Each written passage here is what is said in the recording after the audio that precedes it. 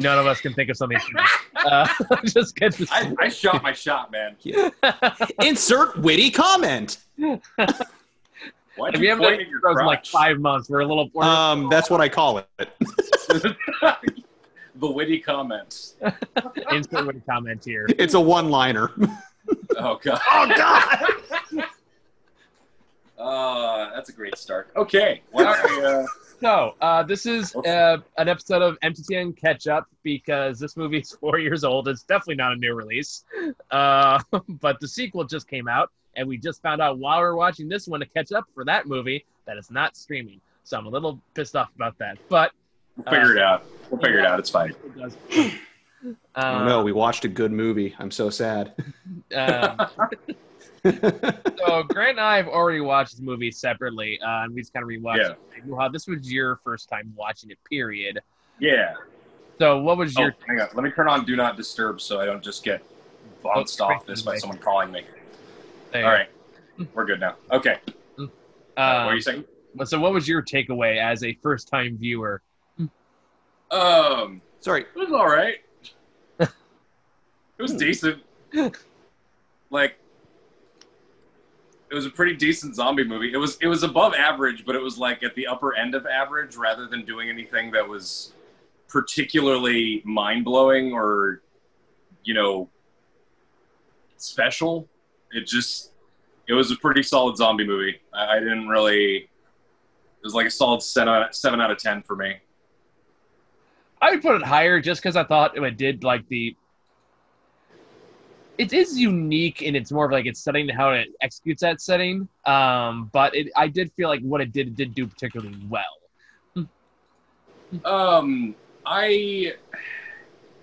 There were a couple of good zombie set pieces, but I feel like for the tone of the movie that it was going for, it tried to add too many characters without spending enough time with any of them. It was just like, look, here are teenagers, they're friends, be sad. Like, I was like, okay, well, I don't care about any of these fucking people. Like, I don't care about these people just because they're put on screen in front of me and they supposedly have a connection with each other. Like, I connected a bit more with the main characters, of course. And I liked the burly dude. Yes. Best character of the movie. He was pretty great. But like, he had personality, but there's not really much about him other than he has a pregnant wife and he's strong. Like, I mean, you didn't need more than that, though. You don't need a tragic backstory. I thought like it was endearing enough to work as is, in my opinion. Yeah, he was endearing enough to work as like a basic character, but overall, I didn't get anything. Like, look, I just didn't feel attached to him. Like, when he died, I was like, all right, that's a good death. Like, Grant, your thoughts? It's a thing where, like, with certain ensemble movies, as long as I can enjoy the characters, I can sometimes look past it. And thankfully, for a lot of these characters, I was able to, at least like with Big Brother, for example, I freaking loved him in this movie. He was like, as I said, he was my favorite freaking character. Yeah. I loved his, as mentioned, he had a great personality. I love the rapport he had with his wife, the way that they were constantly kind of going back and forth at each other. Like, really, I think the only character I had any issue with was the antagonist. Yeah, the weasel. Yeah. Okay, so I think another part of this is that I'm just so jaded on zombie movies. Yeah. Which is why I say this is an above average zombie movie, but for me to really love a zombie movie, it has to do something really special. And this did the standard really well in a lot of ways, but a lot of the things were just tropes, and it felt like, okay. The way they utilized the train setting was really interesting, and you're right in that, like, the characters were serviceable, but I feel like they were trying to go for some emotional beats that didn't hit me as hard as they could. I agree with that. I can see that for sure. Yeah. That's my problem with it. I don't really know what tone it was going for, because in some places it seems like, ooh, awesome thriller, but like in other places it seemed like it really wanted you to give a shit about these characters and go for more dramatic beats. And it succeeds mostly when it comes to the main characters, But I feel like it also tried that for characters that I barely knew. And I was like, okay, well, that's sad, I guess. Like, I can see that argument. I think. Also, for a second, I thought I was just racist, but it turns out, sure thing, that dude from the baseball team is the brother from Parasite. So yeah, I'm glad I had that moment where I was like, wait, do I know? I recognize him. Am I just being racist? No. And then I looked it up and I'm like, oh, thank God. Yeah. It was good to see him in another thing, and he did a pretty good job. Yeah. I would think for me personally, like I hear what you're saying. I actually do agree. I think for me, I feel like the thriller part of the film does works really well because it's really well choreographed. The set pieces are really, really solid in the way they use the settings and the tension building and the way those tension pays off. I think work well enough for me to forgive a lot of the lacking in character growth, I guess. And I think that's what makes. I think a lot of people kind of reflect on this movie too. Is the fact that when the movie gets intense, it does get really intense. Unless you've watched a shit ton of zombie movies. No, it has some really solid set pieces. I think it pulls them off really well. Yeah. I think the first 45 minutes. I think the part that really bothered me is that from about the very beginning of the movie is pretty solid because you're getting the character dynamics and stuff. But then there's always that part of every zombie movie where people start to realize what's happening and they're confused at first and you're just sitting there like, it's zombies. It's zombies. It's zombies. It's zombies. And some movies do that ramp up better than others, but I feel like everything from the point where they get on the train to when they reach the first train station, it kind of drags. There's a slow part where they could have been using that time better. But then everything after that point is pretty much nonstop zombie action scenes. And they were pretty good. Pretty good. I feel like they would have hit me harder and I would have been more invested if they'd done better with the character development earlier on, which is part of my whole gripe. I can feel the pieces are there. They just don't connect as well for me. But the individual pieces are pretty solid. But I feel like there's no glue holding them together as well as they could be. And I've been watching zombie movies for 20 years now, so I'm comparing this to every single fucking thing I've ever seen. So take my opinion with a bit of salt. If you're not a huge zombie movie fan, this is honestly probably one of the better ones you could watch as a non-fan. Yeah. It's a better normal movie than most zombie movies are. Well, because it's more like a thriller more than a traditional horror zombie film. Yeah. Well, that's what horror zombie films normally are. But there's room for other genres to sneak in there, not necessarily horror related. Again, a thriller. It really just depends on how fast the zombies move, really. 28 Days Later did change the game. Yeah. Slow zombies, horror. Fast zombies, thriller. Really kind of the distinction right there. Yeah, I still remember when 28 Days Later came out, and it kind of changed how everything worked in the zombie genre forever. And it was brilliant. And that's part of what I thought about when I was actually watching this, was I thought about 28 Days Later and how it did... that's a movie where throughout the whole thing, people are in almost constant danger, and it's intercut with pretty good sequences of characters connecting and everything. And even characters that are on screen for a relatively brief period of time, you tend to, I don't know, they feel more textured. They feel more real. Yeah. So, and I don't think it's fair to compare every zombie movie to, 28 Days Later, because it's like comparing every sci-fi movie to, Blade Runner or something. It's not fair. But I inevitably found myself making that comparison when I was thinking about what I wanted more out of these kinds of movies. Because when Burly Dude died, I felt like it was a good death, and I was like, yeah, this is a good scene, nice callback to the previous thing. But then at the same time, I found myself remembering literally the moment while I was watching the scene, reminiscing about how I felt about a certain character death in 28 Days Later, a very specific scene in there, which happens over the course of less than a minute, but leaves you feeling like you just had your guts torn out.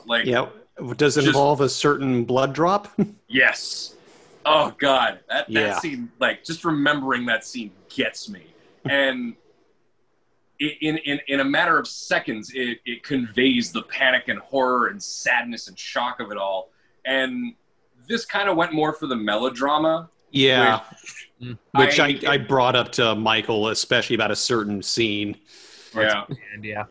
So yeah, I can see that. That's my main problem with it. I don't think this movie is trying to be 28 Days Later, or anything like remotely like deep or intense as that. I think it's more like what would happen if we put like what was a K-pop drama you were talking about, Grant? Yeah, K-drama. Like, what if you put K-drama with zombies on a train? That's really what it feels like this movie is. Yeah. I think just on that basic conceit, I think it's pretty entertaining. Yeah, because I guess.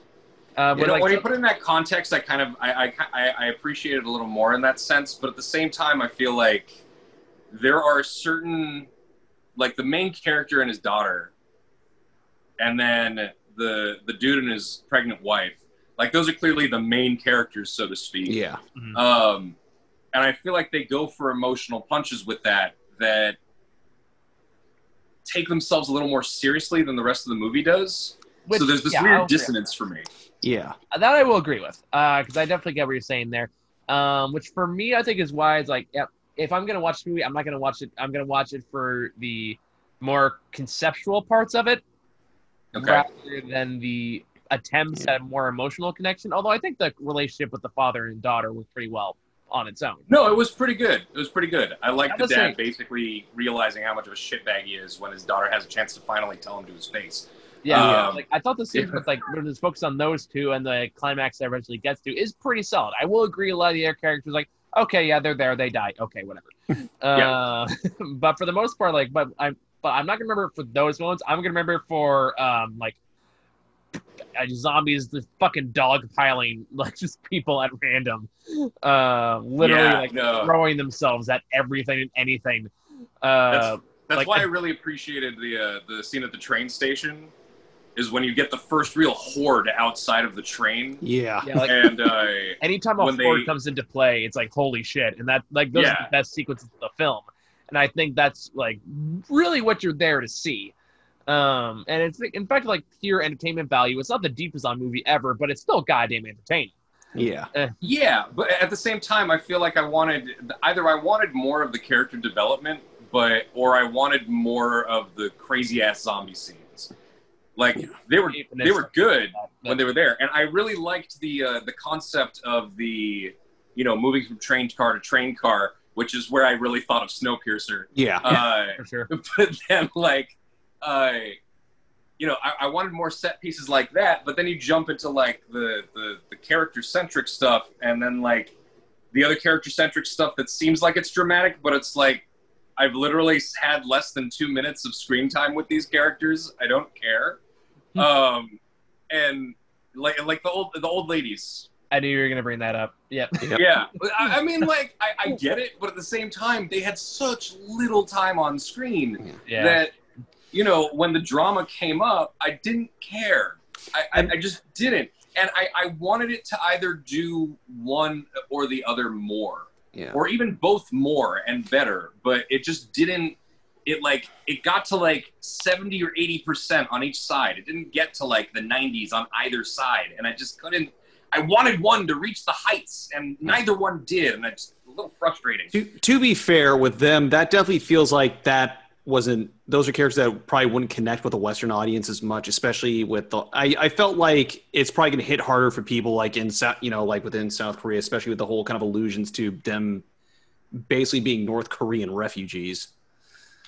And things like that. So, and also to be fair, as you mentioned, it's the melodrama because this, like I said, this is something I mentioned to Michael during the movie, where it's like, oh god, this is where it's turning into a Korean soap opera, like in a couple moments. Yeah, it's for better or worse. Mostly for me, it was like I love the movie, but I will admit, when it goes into Korean soap opera territory, I understand that there may be greater context in the background to dig into, but at the same time, I think that there's plenty for Western audiences to connect to in the sense of there being like a really liberal and a really conservative, like old pair of sisters, and they kind of bicker with each other, but they're kind of cute together. Yeah. But I feel like just having them on screen for the brief amount of time they had, it just didn't work as well as it could have. Give them a little more time. Have them interact with the other characters more. It could have been better. And in the time, once I watched this today, right? And then I immediately put on the prequel, Soul Station. And I will honestly say it's a better movie in a lot of ways, while also not being as good of a movie in other ways. And what it does get down is the characters are better, because you spend more time with the characters. You do get more time to see them connect. You kind of give more of a shit about the characters. Yeah, I'm so guessing... it's from the same director.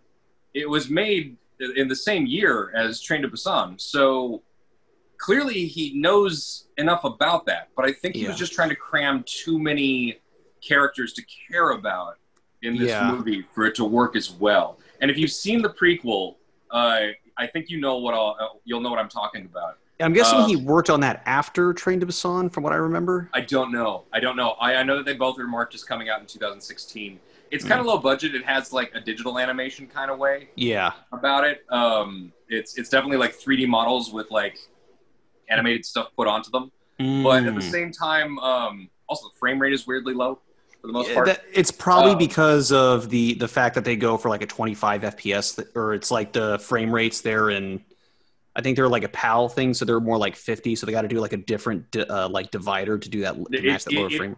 I mean, like it felt more like 15 frames per second. Yeah, that's something you see like in a lot of, I see that in a lot of anime as well. When they're doing CG stuff, they tend to go for that lower, like 12 to 15 frame per second frame rate.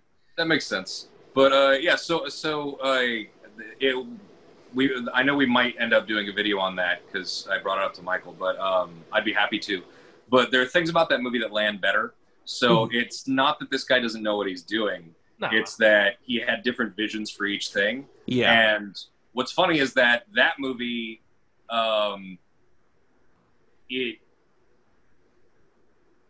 the action scenes are not as good or gripping as the ones in this one, of course. And of course, budget, overall tone. So you can kind of see the different things he was going for. So I'm really interested to see how Peninsula turns out. As it's not highly as rated as this one is. I saw that. It sounds like he might have gotten the negatives from both of these movies into that one. Although I've heard it's still fun. So. Yeah, because I still want to see it. I want to see like what he does differently. If it's just a case of if he just got too ambitious, which it sounds like the case. Like he had, it's a fact. Like because that's something I do appreciate with this movie. Is like because of like the limitations. They were able, like characters aside, you felt like he was like a lot more focused in terms of like showing the set pieces and things like that. Yeah. And I feel like, so that is definitely a concern when I see Peninsula. Is like, I'm guessing it's just a case of where like he kind of got a little bit too unfettered and, I mean, when you get, as far as I can tell, Train to Busan was like an international hit on a certain level. Yeah. So when you get your first freedom to do what you want, and you're doing a follow-up to the thing that you had, sometimes you go a little too far. Yeah. I feel like there's some movies where they kind of do that, but at the same time, I want to see how he wraps up this trilogy, so to speak. I want to see what he's learned and what he wants to do, and I'm definitely interested in seeing it. It's not. I definitely like this movie enough to be like, I'm interested to see where this goes. Yeah, and then we can see how the American remake messes it all up. Oh, jeez. Hey, is that really happening? Yeah. Are you fucking kidding me? I am not kidding you. It got greenlit for a remake a couple years ago, I think. Great. Of course. And one thing I realized though when I was watching the prequel immediately afterwards, I was like, there is really only so much tension you can get out of people going. I mean, it's when zombies join a fucking chain behind a train. I think is a good way to kind of mix it up. I thought that was hilarious. It was so fucking stupid, but it kind of great way though. It's kind of one of those things like you kind of love it though. It reminded me of what was it, the fucking Agent Smith fight scene in Matrix 2, and that's dogpiling on that movie. They're like, oh. and then just like extending just double down and, on how dumb it is, and you can kind of make it work. I don't know that moment, considering how many characters had died at that point, and how serious the movie was getting at that point, and how angry you're supposed to be at the antagonist at that point. It was just a really jarringly hilarious thing to see, where I was like, really? I don't know. I was really funny. Behind it. I was like, fuck it. Let's go big or go home. Let's do this. Yeah. Oh, man. If you're going to go a horde of zombies and just dogpile each other, fucking go for it, man. It wasn't even dogpiling, though. They were hanging steadily onto each other. It was a barrel of monkeys. Other zombie would go like, me too! And grab on and hold on steadily. And that's I it. was that still behind it. I still think it's great. I think it's hilarious. I think it's great in another movie. I think it was really tonally dissonant for where the movie was at that point. I don't know. Like, it pulled me right out. I think I was focused on different elements of the film than you were, because it totally worked for me. All right.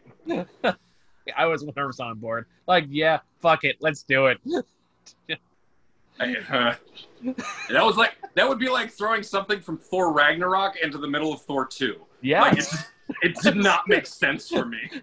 Do you know how much better Thor 2 would be if Jeff Goldblum just suddenly showed up? Yes, I want that. What? If Jeff Goldblum suddenly showed up in Thor 2? No. Like, as his character from Thor 3? Yes. No. I would love that so much. I love Thor 2. So I know you do, and you're still wrong about that. You're wrong. That movie was okay. The tonal it was the middle chapter of a trilogy. It needed to do what it needed to do. Everyone want to quit. That's okay. The downer middle chapters of most trilogies are looked down upon until later. Yeah. But the problem is that now we have the fucking Twitter mob and like the toxic fandoms, and they're just going to complain at people and not let people finish their full vision. That's why you got some shit like Rise of Skywalker. That's why you got, Ragnarok, except Ragnarok was good, but as a third part of a trilogy, it's incredibly tonally dissonant. To be fair, those same toxic fans also got us the Snyder Cut of Justice League. I think they're different toxic fans, because those toxic fans have been fighting each other for a long time. Yeah. I will agree. Yeah. But, let them all just eat each other alive. It's fine. We get our movie. Let them fight. It's like, no, don't stop them. Don't, just let them. Just let me watch. Yeah. It's just the tonal dissonance yeah. of that moment. It for the moment that it precludes, it was really not a good thing to have me just yanked out of the seriousness of the moment. Like, for what was about to happen. So I guess we're just different on that. Yeah, for me, the part that really kind of killed it for me was what came after. It's a 4-year-old movie. We can spoil it. Yeah. I don't know. Let's. It's a foreign film. Just point me down on spoilers, Let's just say after they take care of the antagonist, it for a split second, it went into full, soap opera effect. Oh yeah. And that was the melodrama that just like argued me for me. With the piano music and the melodrama, and also the way that he gets bit. Yeah. Yeah. Like, easily avoidable. It's like, I was like, why would it doesn't hold him around the neck? Yeah. Hold him around the neck. It's literally do anything else. You have a chain right there. Wrap it around his neck. There's like 10 different things you could have done. I know. There's so many things throughout this movie that just pissed me off. Oh, especially when the zombies first start infecting the train and people start running from them. The amount of time it took for someone to say, close the door behind you. It drove me fucking nuts. I know, and that happened throughout so many... Like, you're not... I mean, I know you're in Korea, so you don't have white people to be this stupid, but does everyone have to be this stupid? Like, do we have to have this be the baseline? I know people are panicking. I know it's scary. But when I see a freaky person coming down the train, like, I'm just like, whoop, all right. Put a barrier, like, and it wasn't just then either. It was in the end when they're like when they're train hopping, and there are so many times like close the door, close the door, close the door, close up. And of course it did that thing that some zombie movies like to do when the amount of time it takes for the infection to set in varies wildly based on what your storytelling needs are at the moment. Yeah, that bugged me too. Because that's something I'll give World War Z credit for. They were consistent with how long it took to turn on that. No, exactly. And like 28 Days Later, again. Another one that was really consistent on that. It's seconds, and that's part of what's so scary about it, is that it spreads like that. And there were parts of this movie where someone gets, like, bitten and, like, chewed on, and then literally 5 seconds later, they're like, and, like, other parts of the movie where someone gets bit, and they're like, okay, I guess I'm going to be alive at full capacity for another few minutes. And, like, how long was that initial lady who got bit, who snuck onto the train? Yeah. Like, how long was she not turned? I guess maybe that cheap tourniquet did the trick. I don't know. But yeah, I agree that it was really, like, especially with, once again, yay! Unlimited minutes! Sorry, I forgot about that. Zoom, I forgot, unless you're a pro member, has limited time in terms of how long your meetings can be. Oh, okay. Which is dumb. They know how to take advantage of a pandemic. Well, yeah, Gummy, but smart. I expect no less. But yeah, you were saying about amount of time to infect, consistency. Yeah. Like the biggest one was like shortest time being people are like getting actively attacked in the beginning versus antagonists there in the end, who clearly was the longest one of the bunch because the woman. Why did he get to talk? Yeah. You know what I kept thinking through this movie? Back when I did improv in college, which is just a terrible sentence. It's better than back in college when I started improv, which I still do. I still want to get back in improv. That's another thing. There's this game called Oscar Winning Moment, where you do a scene at any random moment. Somebody starts playing piano music and goes like, Isaac, Oscar-winning moment. And they have to stop whatever they're doing. They have to give this massive monologue about whatever it is and make it all dramatic and twisty and all this whole long thing. And I kept thinking that every time somebody stopped the movie dead in its track to have a monologue or a dramatic moment, I kept thinking like, wrestler guy, Oscar-winning moment. Name my baby this. Dead. Like, random old lady, Oscar-winning moment. We never agreed on much, but I loved you. Why'd you do that? It was pointless. Antagonist, Oscar-winning moment. Drop me off at my address, mommy. I just wanted to see my mother, so I murdered literal children. God, just, there's like, it was enjoyable enough, and there are things that it did that are standard for zombie movies that I have to give a pass on a certain level because they're just so standard in zombie movies, but I want them to not be standards in zombie movies. Yeah, that's fair. So that's why I'm having trouble with this movie. Like, I want to like it more. I really do. And I'm glad it got success, but upper side of average. That's all I can give it. So I give it a solid 8 just for entertainment value. Yeah, I'd say I'm like 7.5, 8. I definitely agree with. So I have a freaking blast this movie, but I will agree that sometimes it gets way too melodramatic for its own good. And that it seems like the characters kind of give people different mileage. Some people either really like them or like in your case here, they're there. They're people. Yay. Oh, side note there, I do appreciate this movie giving the homeless guy a decent shake. Right. He messed things up and he had a good redemptive arc. Yeah, he initially people are like, oh, he's creepy and weird and blah, but like he's and at first when you see him like trying to follow the dad and his daughter, you're like, oh, he's just trying to mooch and survive, and they've got their only route to survival. But like, I was gonna point that I was like, he's like the only smart character for most of the first act. Yeah, he is aware of what's going on and he's following things properly, and he does the right thing on more than one occasion. So like, and speaking from having seen Soul Station now, I feel like the director has a thing or two to say about homeless people, being actual people and how they're neglected and prejudged by society. So I do appreciate that as a theme that's touched upon in this movie. So yeah. I give it points for that. I think in general, it felt like there was like a talk. I mean, definitely not the extent of Parasite, but like there definitely was. It felt like there was kind of a talk of class and like how perception of things in general. I mean, you had the cartoonishly evil COO person. Yeah. Okay. And even he was the main character was a fund manager, so he's judged for not caring about other people. And, yeah. So passion, basic human decency, all the staples. Well, yeah. Whereas the whole thing where it's like, if you don't shape up, you can become that guy. And he kind of did because they both end up being dead zombies.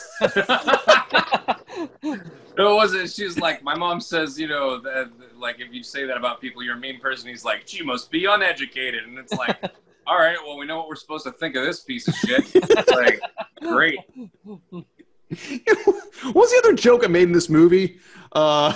Which one? If you're I was talking to Michael, and it's like, if you're a weasel, you die. If you do your duty, you die. If you have a redemptive arc, you die. You're just gonna die. Well, but if you're the love interest of the good guy, you live. Like the only way you'll survive is you're pregnant or you're a child. The only way you'll survive. John Woo rules. But partway in between, you're fucked. Like teenagers, fucked. Too far over it, old ladies, fucked. Like just you're all fucked. If you're a random middle-aged person who goes with mob mentality and tries to murder innocent people who are clearly not infected for no reason other than one asshole who seems to keep yelling about it, fucked, but rightfully so. I was say, that part felt oddly relevant lately with all this shit going on. It's like, good lord. It also feels oddly frustrating. Just with like, they're clearly not infected. They're standing there for minutes, clearly not infected. Yeah, right. There's a crying child. Yeah, there's an old lady. There's a pregnant woman, and y'all are just standing there like, keep the door closed. Close it on this poor kid's arm. And you're like, can you just like easier just to let them in, right? Let them through and just like maybe keep an eye on them for a few minutes, and then kill them if you have to. But I mean, to be fair, these zombies also look really hard to kill. I mean, decently so, I guess. That's another thing. Like you just mentioned. Movies about outbreaks are just hitting differently right now. Yeah. So it's with that extra layer of context, it's just like a little different of an experience. It's like when The Last of Us 2 came out, it's like this is both like the best and worst time for this game. Oh, dude. The part where I lost it was like when you're in Seattle with the anti-fascist group and they're just like trying. I was like, Neil Druckmann. Are you from the future? No, that game was super timely. And it was at Capitol Hill. That was the other part that freaked me out. I was like, we should. I still think that we should sit down and do a discussion about that game overall. I need to finish it. I just got to the second half. Oh, all right. Well, that's always a great reaction when you tell somebody that. Enjoy, buddy. Oh, no, I know what's going to happen, basically. I'm not looking forward to it, and my wife was especially not happy when she found out. Well, the fact that you basically spend the second half of the game really feeling the impact. Yeah. It's like, all right. I'm going to play with the dog now. Oh, Jesus. I know. When I got to that, I was like, oh, no. Oh, no, I can play Fetch and Pet. No! I think every time I had to kill a dog in the game, whether I'm planting a pipe bomb or something, every time I was like, sorry, Pooch. Bang. Sorry, Pooch. Oh, man, bang. I loved shooting them with arrows, and every now and then I would if Kim was in the room, I would be like, hey, Kim, there's a dog. And she's like, don't. And I'm like, I have to. And she's like, no, you don't. He's right there. He's just hanging out. And I'm like, he's coming closer. I have to do it before he sees me. Hang on, let me kill his owner first so he doesn't notice. And I kill the owner, and then the dog starts crying and like nudging at the corpse, and she's like, "What the hell?" Oh, I did not know about that like, part. You didn't know about that game. part? Yeah, that happens, and it's fucking heartbreaking. Oh no! What? Because I never had to kill the owner or the dog. Well, I usually end up just kind of like doing restarts. So I never knew that the dog did that with the owner. Yeah, if you, it's the same way that when you kill a character, sometimes like one of their teammates will be like, "Linda!" Like, they all have names, and there's a Bob. There's a thing where if you like, you can shoot the dog first. If you shoot the dog first, then the owner will notice and freak out and call out to his friends. I remember that. If you shoot the owner before you shoot the dog just gets really sad, and then you can shoot the dog while they're sad. And then you don't notify anybody else until they find the bodies. So I definitely had points, like at the hospital, where I just hid in the tall grass with a bow and arrow and just like shot somebody and kept waiting for someone to come over and be like, "They're hurt." Boom. And then wait for the next person. They're like, "Oh no, they killed this guy." Boom. And like just had a pile of like 5 dead people. And I'm like, all right, I think that's everyone. I'm more sociopathic the more we're going down this conversation. Hey man, Oh God! it doesn't I killed give the me dog a choice. made him watch. Didn't give me a choice. Okay. Well, it does if you just restart the checkpoint, then sneak around, which I did, and it took me 2 hours to do it. Wait, but there are points where you can't sneak around. Oh, I was able to get away without killing any dogs. Oh. Well, now I feel like a bastard. Oh, I killed a lot of dogs. Me too. And I killed them with bombs. I generally killed them with a bow and arrow. I realized they followed my scent, so if I just put a bomb where my scent was and just walked away. Problem solved. I forgot about that. Yeah, anyway, Last of Us 2, amazing game. Let's talk about it more later after Grand Speednet. I would love to do a round table. Sure. Why not? I got nothing on. All All I know is that I'm loving it so I've got far. my hot take on that game, too, which is that the first Last of Us was a solid 6.5, and Last of Us 2 is a 10. Fight me, Internet. I don't give a shit. They're all too busy trying to call me a racist on the Superman video. I mean, you are. I'm so up for that one. Anyway, so didn't I call you a racist during this movie at some point too? Yes. Wait, which part? What did he do this time? I can't remember what it was. Now remember you made it was you said something about the. It was something about in connection to COVID, and I just remember I just said something about those like. I can't remember what it was exactly. I just remember I made a crack about that. It's like that is the wrong country, you racist. Oh look, is that the stop recording button? Yeah, I think that's all we got for this one. There's out right now. Yeah, I'm changing the topic. Just let's. For the record, for those new to the show, I have a running joke where I call Michael racist when he does things that are absolutely not racist, but I make him freak out for a second and it's fun. Yeah, that's been going on for 8 fucking years.